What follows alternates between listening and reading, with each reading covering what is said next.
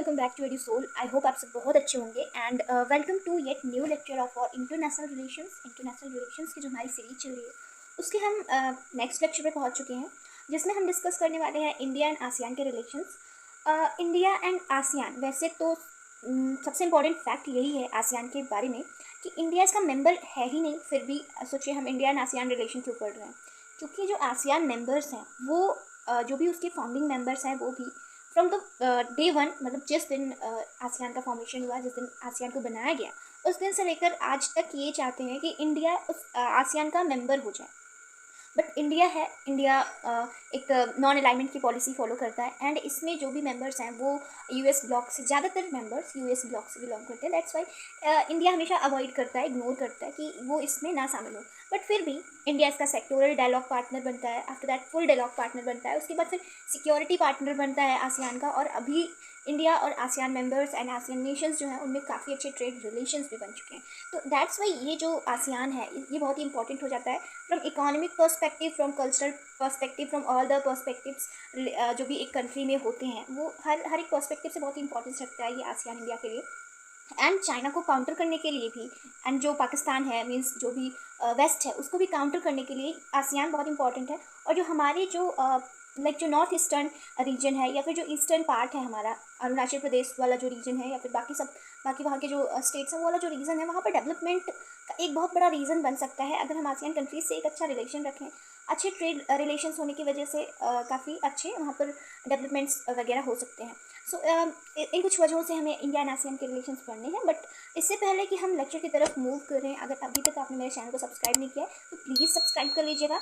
And यहाँ पर हमारा वादा है आपसे कि हम आपको क्वालिटी कंटेंट प्रोवाइड कराएंगे। So firstly let's have the intro of ASEAN. ASEAN क्या है? ASEAN is an association of south east Asian Nations. जो साउथ ईस्ट एशियन नेशंस हैं उनका एक एसोसिएशन है और इसको सब माना जाता है कि जितने भी वर्ल्ड के रीजनल इंटीग्रेशंस हैं उनमें इसका जो रैंक है वो थर्ड आता है। क्योंकि ये बहुत ही अच्छा इंटीग्रेशन है और आपस में यहाँ पर इंटरडिपेंडेंस बहुत अच्छी है। फिर सीए फिसर आते हैं, वो बोलते हैं कि इसे बाल्कन्स ऑफ एशिया बोल देते हैं। बाल्कन्स क्यों बोल देते हैं? क्योंकि यहाँ जो भी ये एसोसिएशन है, जितने भी 10 पूरे जो नेशंस का, वो सब छोटे छोटे नेशंस हैं।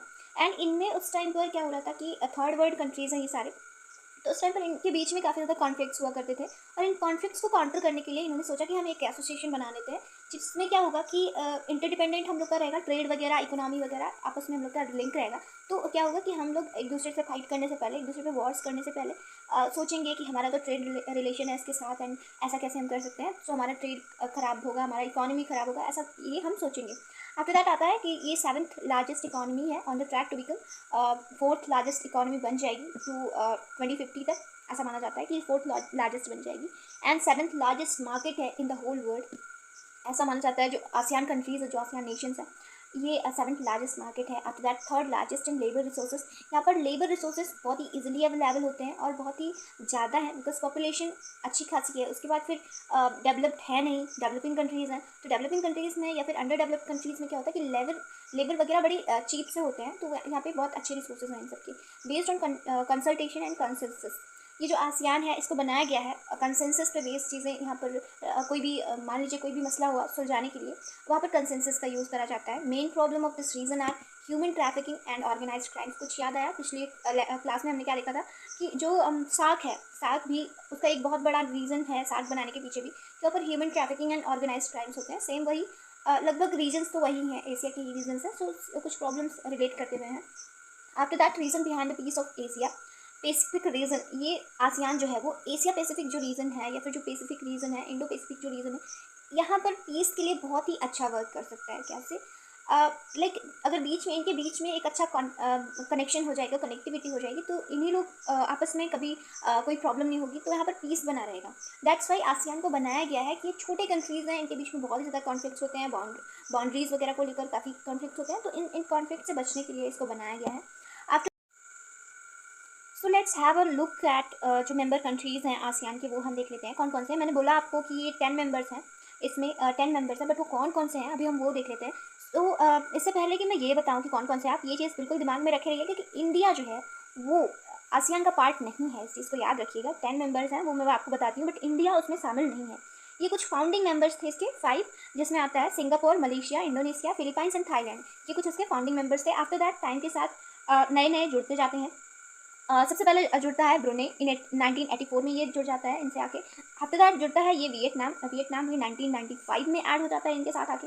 फिर आता है लाओस, लाओस भी जुड़ जाता है इनसे 1997 में। फिर आते हैं म्यांमार, म्यांमार भी 1997 में ही जुड़ता है आसियान से।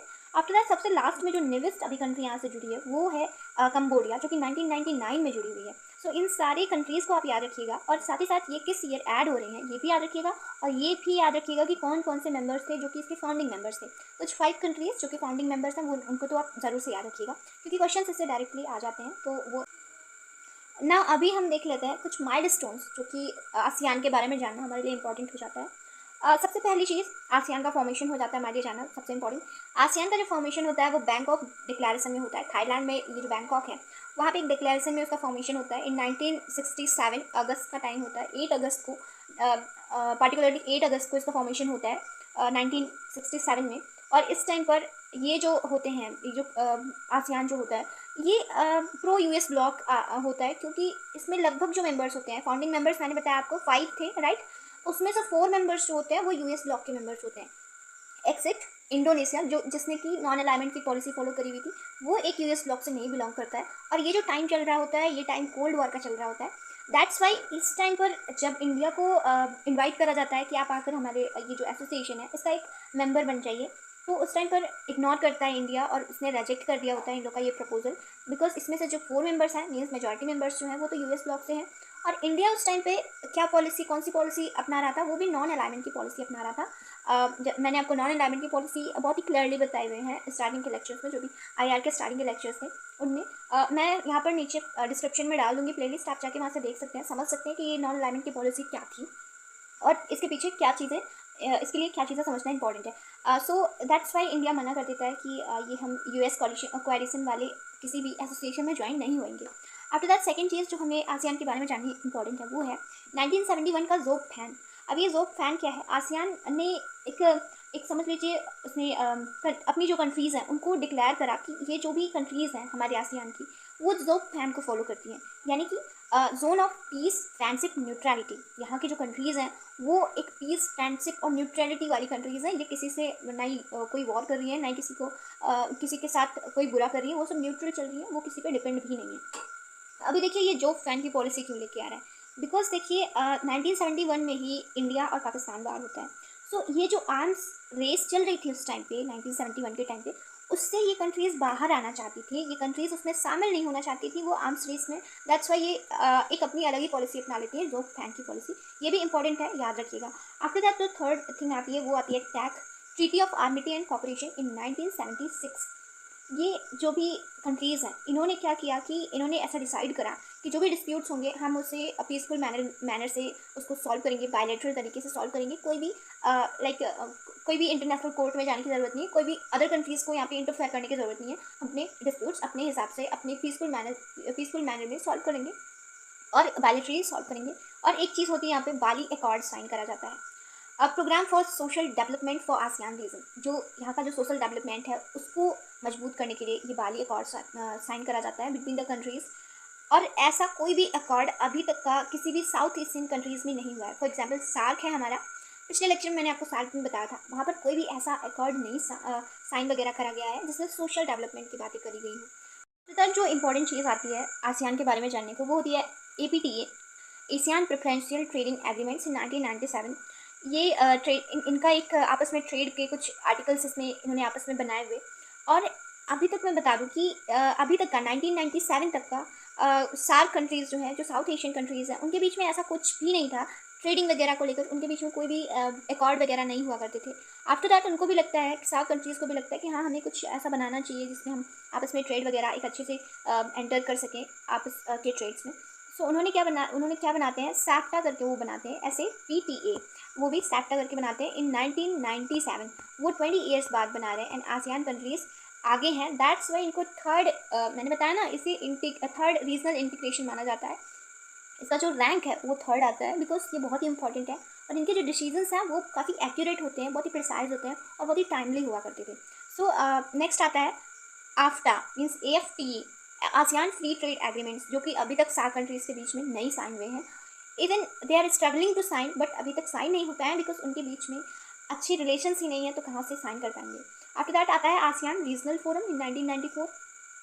1994 में आसियान रीजनल फोरम करा जाता है, बनाया जाता है, जिसमें क्या होता है कि इनिशिएटिव फॉर रीजनल सिक्योरिटी ये होता है। और यहाँ पर क्या होता है, थोड़े एक्सेप्शंस जोड़े जाते हैं। क्या एक्सेप्शन जोड़ा जाता है कि जो only security dialogue platform is in India, ये एकमात्र सिक्योरिटी डायलॉग प्लेटफॉर्म है एशिया में, इसके अलावा एक भी नहीं है सिक्योरिटी डायलॉग प्लेटफॉर्म। और इसमें जो एक्सेप्शंस हैं वो ये हैं कि यहाँ पर जो नॉन मेंबर कंट्रीज़ हैं उनको भी जोड़ा जाता है। For example north Korea and south Korea दोनों के बीच में काफ़ी सारे कॉन्फ्लिक्ट्स हुआ करते हैं।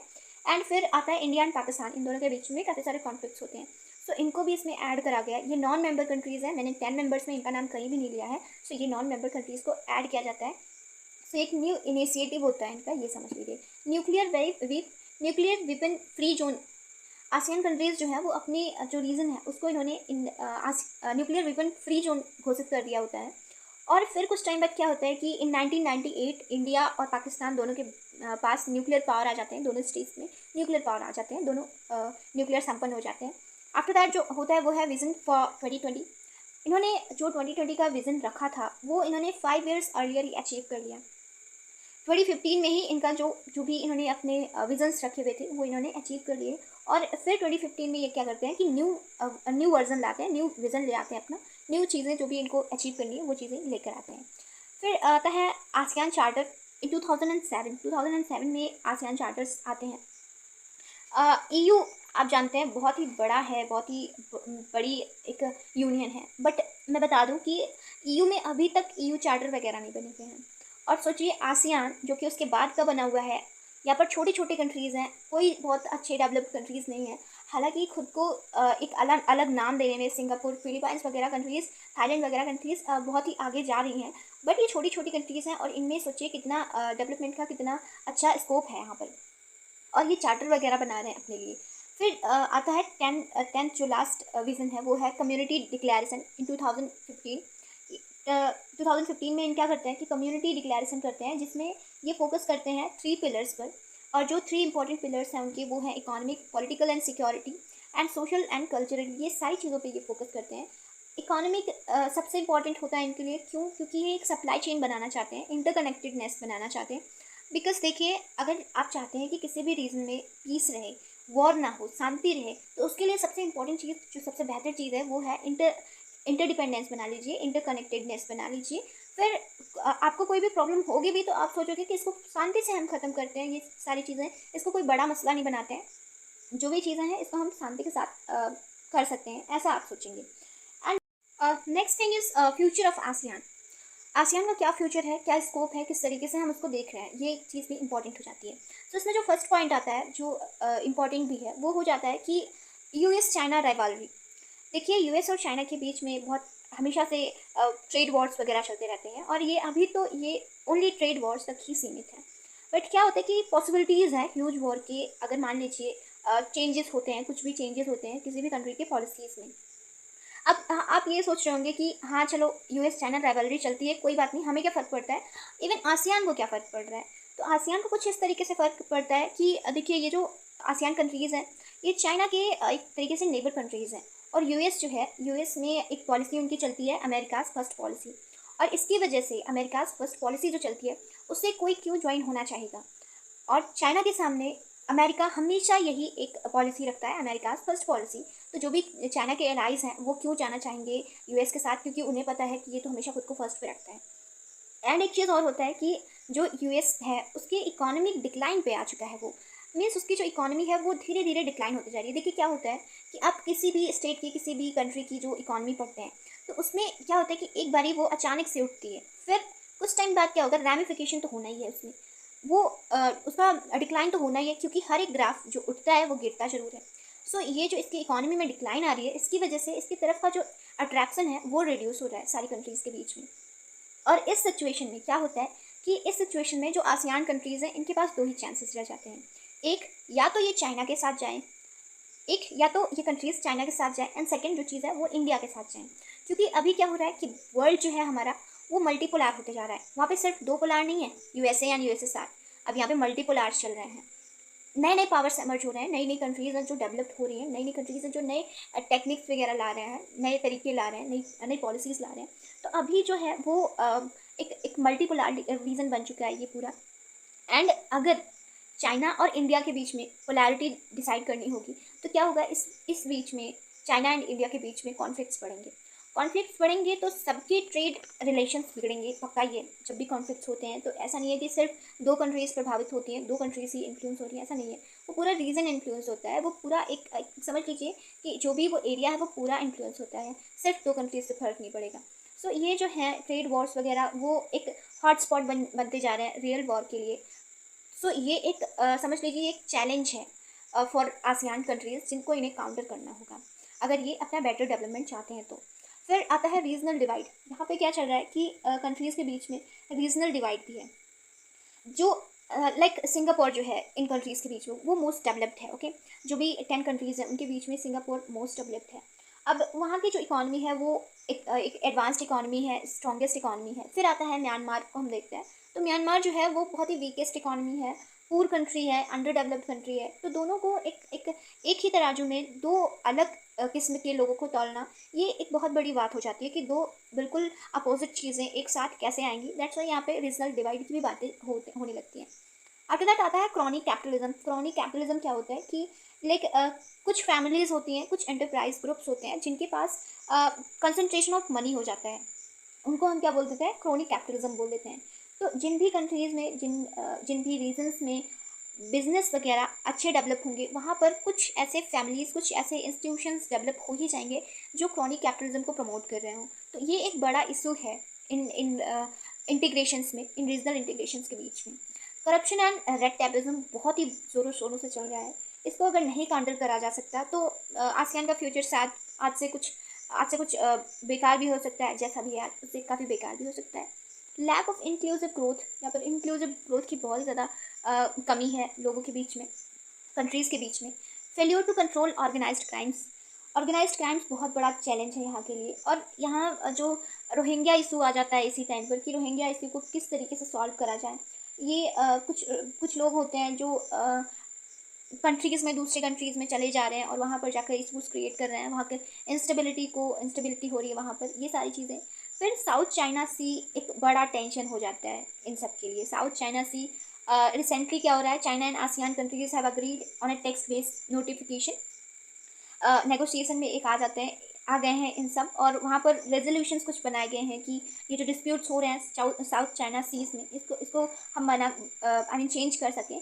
बट यहाँ पर भी इंडिया इन सब चीज़ों को मानने को तैयार नहीं होता, BRI वगैरह को मानने को तैयार नहीं हो रहा है इंडिया। सो ये सारा मिला के बड़े इशूज़ बनते जा रहे हैं ये कंट्रीज़ के बीच में। और क्योंकि चाइना जो है उसका इंफ्रास्ट्रक्चर वगैरह ये कंट्रीज़ को बहुत ही ज़्यादा अट्रैक्ट करता है और ये कंट्रीज़ सोचते हैं कि ये सीरियस कंसर्न है, चाइना के साथ हमें अच्छी कनेक्टिविटी बना के रखनी ही पड़ेगी अगर हम चाहते हैं कि हमारा डेवलपमेंट हो। बट वहीं चाइना क्या करता है, इन सारी कंट्रीज़ को एक्सप्लॉइट करता है और इन सब के साथ बिहेवियर अच्छा नहीं रखता है। फिर साउथ चाइना डिस्प्यूट एक बड़ी चीज़ हो जाती है इन सब के बीच में।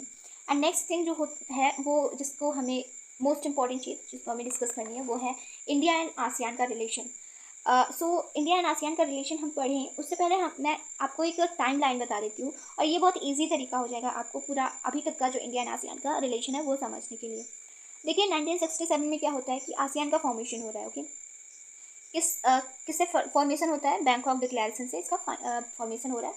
कुछ 5 कंट्रीज़ मिलकर इसका फॉर्मेशन कर रही है और इंडिया को इन्वाइट कर रही है कि आप भी आइए और हमारे ये जो एसोसिएशन है इसमें जुड़ जाइए। बट इंडिया क्या बोलता है, उसे प्रो US ब्लॉक बता के वो बोलता है कि हम नहीं ज्वाइन कर पाएंगे, इसको इग्नोर कर देता है। फिर क्या होता है, एंड ऑफ कोल्ड वॉर्स होते हैं। कोल्ड वॉर का एंड होता है और USSR और इंडिया की जो फ्रेंडशिप होती है उसमें क्या हो जाता है कि USSR एक वीक कंट्री के तरीके से निकल के आता है, वीक हो जाता है और उस टाइम पर वो इंडिया की कोई भी हेल्प करने की हालत में नहीं रहता। तो अभी सोचता है इंडिया की ना वो US का हो सका ना वो USSR का हो सका, तो उसे कुछ और कंट्रीज़ की तरफ मूव करना चाहिए, कुछ और उसको रास्ते देखने चाहिए ट्रेड के लिए या फिर इकोनॉमिक डेवलपमेंट के लिए, बाकी सारी चीज़ों के लिए। तो वो क्या करता है कि मूव करता है साउथ एशियन मंडल के तरफ। ये एक कॉन्सेंट्रिक सर्कल साउथ एशिया वाला बन जाता है। After that South East Asia and West Asia form second मंडल। ये एक और भी बन जाते हैं। सो यहाँ पर ये जो चीज़ें हो रही हैं इंडिया या USSR के बीच में, या फिर ये जो कोल्ड वॉर एंड हो रहा है, ये एक पॉजिटिव इन्वायरमेंट बनाती हैं इंडिया को अपने इमीडिएट नेबरहुड्स के पास जाने के लिए, क्योंकि अभी तक इंडिया तो बिल्कुल उसका क्लियर था कि उसका एक अच्छी फ्रेंडशिप है यूएसएसआर के साथ, फिर भी वो नॉन अलाइनमेंट की पॉलिसी फॉलो कर रहा है, सामने से वो दिखा नहीं रहा है, उसको लग रहा था कि वो उसकी बहुत ही अच्छी डिप्लोमेसी चल रही है। बट यहाँ पर जब एक सिनेरियो चेंज होता है तो उसे लगता है कि नहीं, जो पड़ोसी देश हैं उनके साथ हमें अच्छा एक रिलेशन बना के चलना चाहिए, और क्योंकि चाइना भी बात बात पे इंडिया को काउंटर कर रहा है, तो इस दैट्स वाई इंडिया को ऐसा लगता है। आफ्टर दैट 1992 में क्या हो रहा है कि इंडिया बन जाता है sectoral dialogue partner, and at the same time Pakistan भी बन जाता है सेक्टोरल डायलॉग पार्टनर इन 1992 में।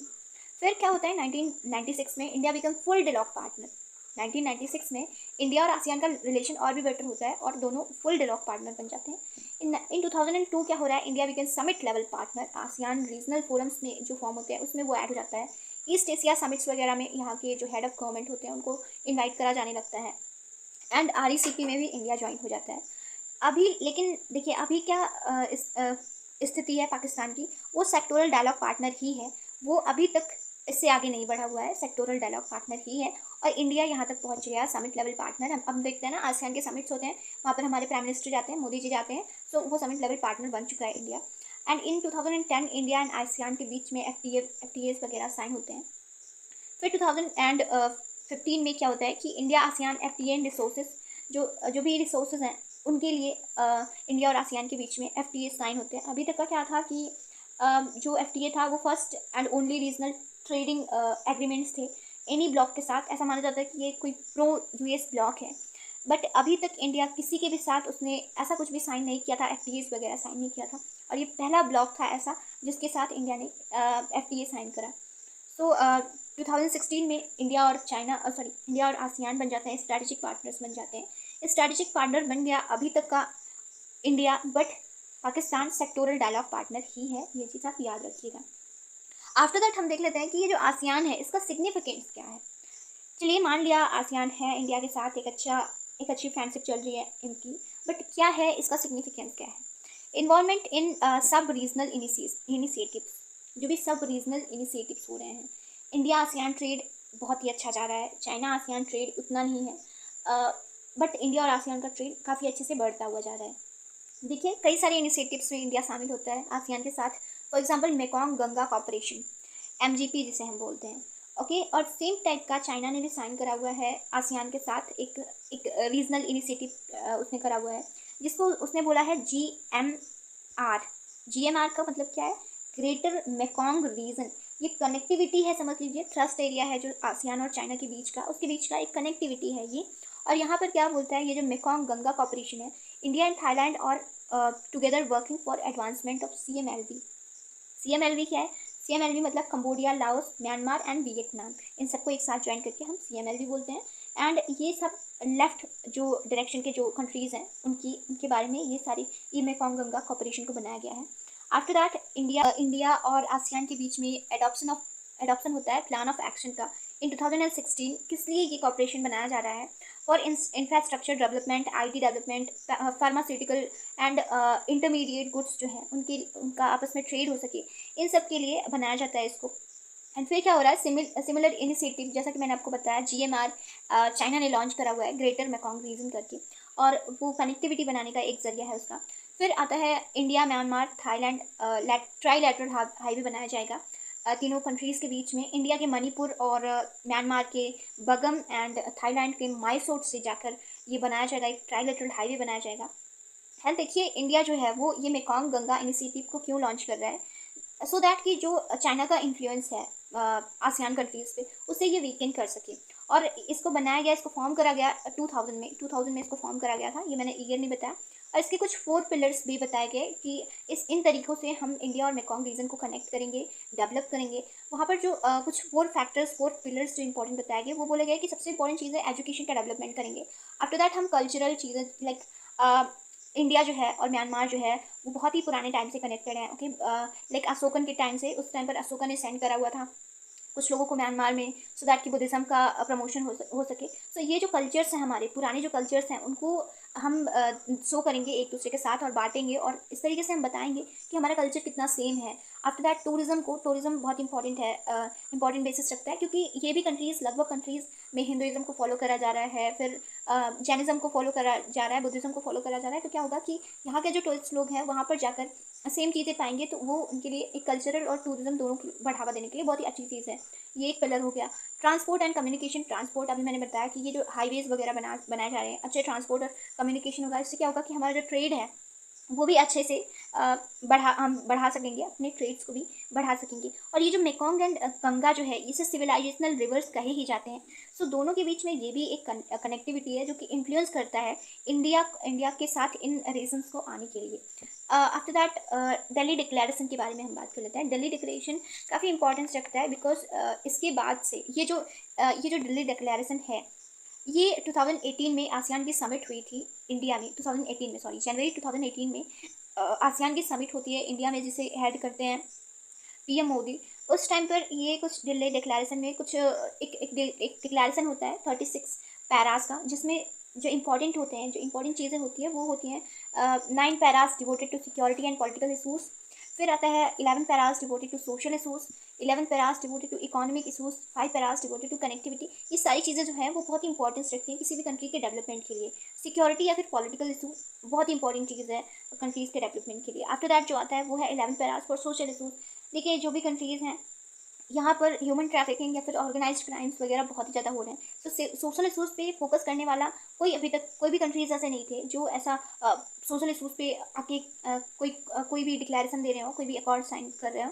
तो इंडिया ने ऐसा किया। फिर 11 पैरास ऑन इकोनॉमिक इशूज़। देखिए, इसमें कुछ कंट्रीज़ हैं जो बहुत ही अच्छी डेवलप हैं, सिंगापुर जैसी, बट कुछ कंट्रीज़ हैं म्यांमार जैसी जो कि अंडर डेवलप्ड हैं और जिनकी इकॉनमी बहुत ही ज़्यादा वीक है। तो ये भी इकोनॉमिक इशूज़ को सॉल्व करने के लिए ये इंपॉर्टेंट हो जाता है। After that 5 paras for connectivity. Roads वगैरह जो हैं या फिर कनेक्शंस जो भी जुड़ जाते हैं एक कंट्री से दूसरे कंट्रीज में, वो अच्छे नहीं है यहाँ पर। दैट्स वाई मैंने बताया आपको ट्राइलेटरल हाईवेज वगैरह, सो वो सब यहाँ पर आ जाते हैं। फिर यहाँ पर सम अनस्पोकन डिक्लेरेशंस भी करे जाते हैं, जो कि इन डिक्लेरेशंस में डाले तो नहीं गए हैं, बट यहाँ ऐसा इंडिया के जो प्राइम मिनिस्टर हैं उन्होंने एक पॉलिसी निकाली ही है, सॉरी, एक्ट ईस्ट पॉलिसी। तो ये जो दिल्ली डिक्लेरेशन है या फिर आसियान और इंडिया का जो रिलेशनशिप है, वो इस पॉलिसी को काफ़ी ज़्यादा मजबूत करने का एक तरीका है, समझ लीजिए ऐसा।